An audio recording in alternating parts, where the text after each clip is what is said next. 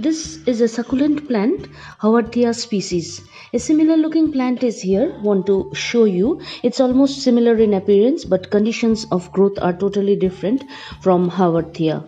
This is Dicea brevifolia, falling under the family Bromeliaceae. Today, in this episode, I have come to share on Haworthia species. I suppose succulents are easy as well hard to grow plants. Easy only when you will understand its characteristic and nature of growth, and hard to grow when succulents die even after several care and maintenance. Succulents are sensitive plants and too much delicate.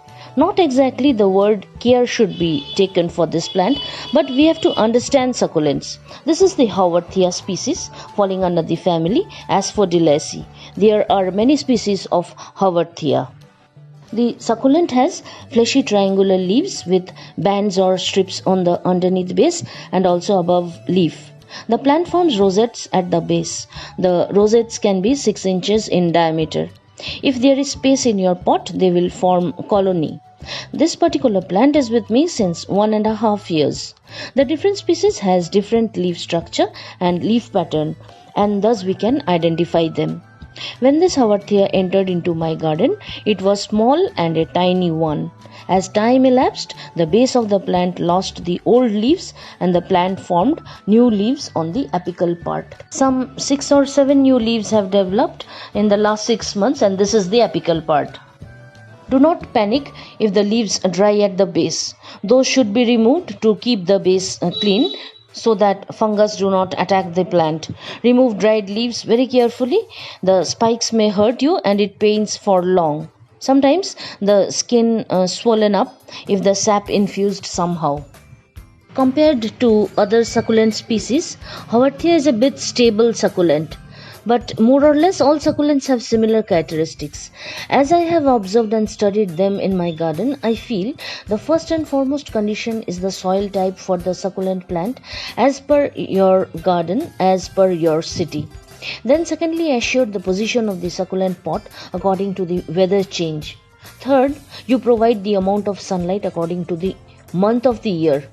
As it is commonly said, keep them under semi-shade, but the sunlight, water, soil and humidity is so interlinked with one another, it's merely easy to understand. Succulents always die due to stem or root rot.